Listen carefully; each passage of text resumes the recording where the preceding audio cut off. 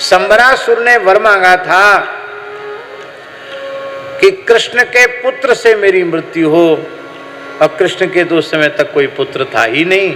वो सोचता था तो पुत्र होना ही नहीं, अब पुत्र हो गया। प्रथम पुत्र से मृत्यु का वर था और वह सूतिकागार से प्रद्युम्न जी का हरण करके ले गया।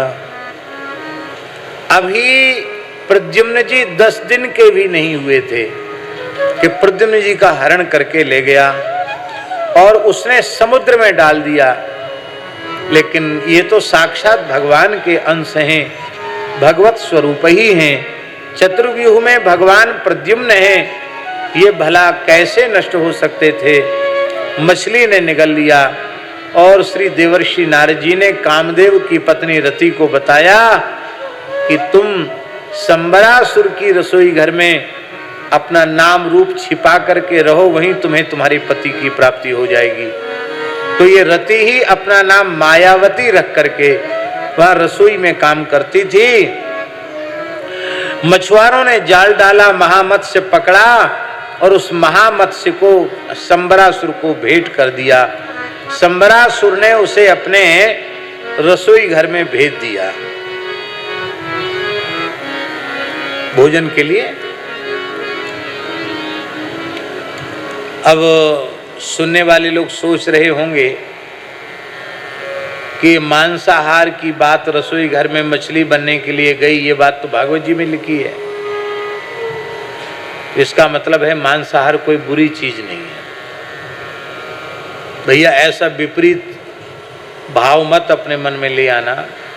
ये जरूर विचार करो किसकी रसोई घर में मछली गई, किसी ऋषि की, किसी मुनि की, किसी महात्मा की, किसी देवता की रसोई में, किसकी रसोई घर में मछली गई? संबरासुर असुर की। यदि आप भी असुर विचारधारा के हो तो जो आपका मन आवे सो आप खाइए पिए, कौन प्रतिबंध आपको लगाने वाला है।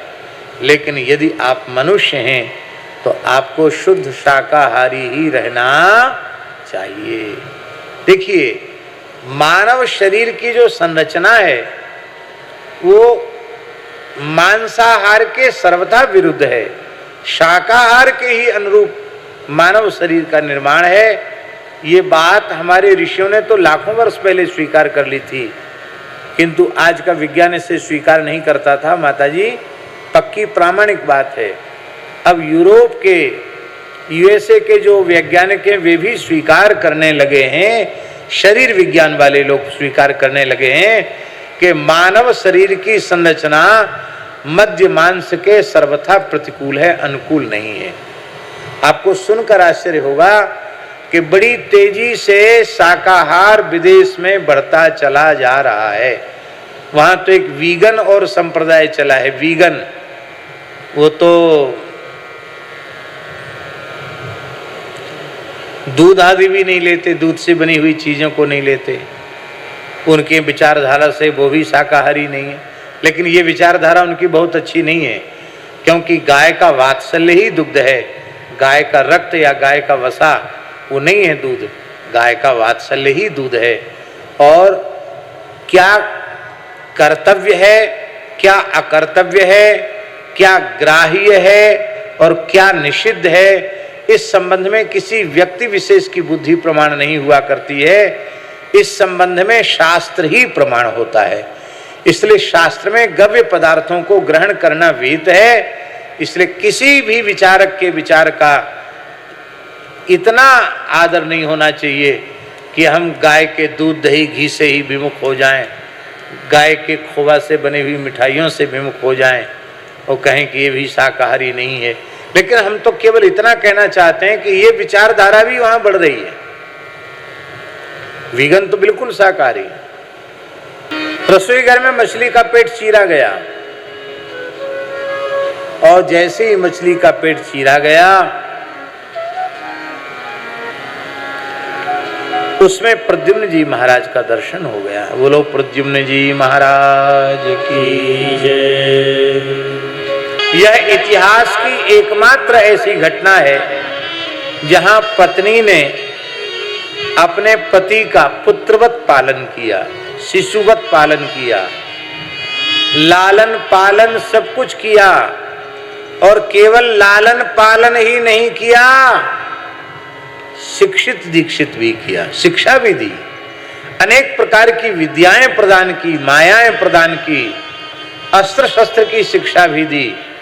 एक दिन की बात है, जब प्रद्युम्न जी महाराज 16 वर्ष के हो गए थे, एकदम किशोर अवस्था, साक्षात श्री कृष्ण के जैसा सौंदर्य, उनको देख करके ये मायावती नाम वाली रति हंसने लगी, हास परिहास करने लगी।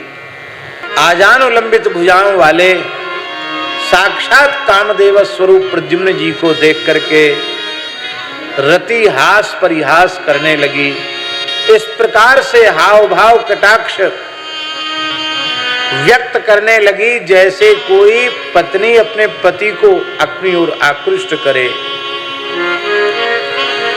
यह देख करके, कुचेष्टा देख करके प्रद्युम्न जी क्रुद्ध हो गए और क्रोध से थरथर कांपते हुए बोले, अरे दुष्टा तू क्या कर रही है? मातृभावम अतिक्रम्य वर्तसे कामनीयता। मातृभाव का अतिक्रमण करती हुई तू कामनी के जैसा व्यवहार कर रही है। तू कौन है? तू मेरी माता होकर ऐसा क्यों करती है? यह सुनकर के रति मुस्कुराई, बोले मैं आपकी माता नहीं हूं, मैं तो आपकी पत्नी हूं। आप कामदेव हैं, मैं आपकी पत्नी रति हूं। आपके पिता तो श्री कृष्ण हैं, माता आपकी रुक्मिणी है। आप 10 दिन के नहीं थे तभी संबरासुर आपको सूतकागार से ले आया। नारद जी की कृपा से मछली के पेट को चीर करके आपका दर्शन हमें हुआ है। मैंने ही आपका पालन पोषण और संवर्धन किया है। आपने मेरे अतिरिक्त किसी स्त्री को देखा नहीं, इसलिए आप मुझे माता समझते हैं। मैं माता नहीं, मैं आपकी पत्नी हूँ। आप दुष्ट संबरासुर का वध कीजिए। और श्री प्रद्युम्न जी महाराज ने भयंकर द्वंद्व युद्ध किया और युद्ध करके उसकी माया को नष्ट किया। निशात मसिमुद्यम्य सकरीटम सकुंडलम संबरस शिरकायात ताम्र स्मश्रोजसा हरत। कहते हैं कि किरीट कुंडल से युक्त उसका जो मस्तक था, जिसमें लाल लाल रंग की उसकी मूछें थी और लाल लाल रंग की उसकी दाढ़ी थी, ऐसे संबरासुर के सिर को धड़ से अलग कर दिया। ऐसी बात और भी कई कई पुराणों में, कई जगह भागवत जी में भी है। ये लाल रंग से मुंह रंग लेना, ये मूछ रंग लेना, दाढ़ी रंग लेना, ये असुरों की पुरानी संस्कृति है। ये आज की सभ्यता नहीं, पुरानी है। पूतना के भी केस रंगे हुए थे, उसके भी लाल लाल केस थे। ये बाल रंगना ही आसुरी संस्कृति है। आजकल लोग बाल रंग लेते हैं, कोई बूढ़ा न कहे अरे भाई तब कब तक बूढ़े नहीं बनोगे?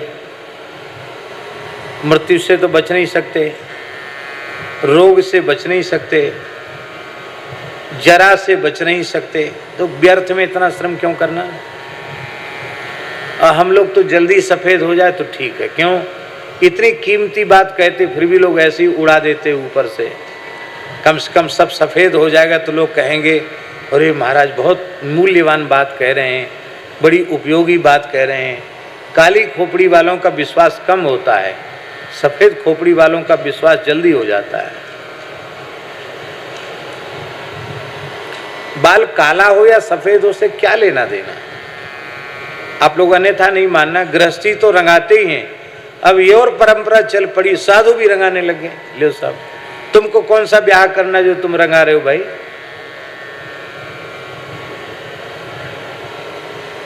हम लोगों को ब्याह करना है जो बाल रंगावेंगे। क्यों रंगावेंगे? हमने भगवान को पसंद किया है और भगवान ने हमें पसंद कर लिया, बस इतना ही संबंध ठीक है। इससे अतिरिक्त संसार का कोई व्यक्ति हमें पसंद करे और हम संसार के किसी रूप को पसंद करें, ये हमारे सर्वनाश का कारण है।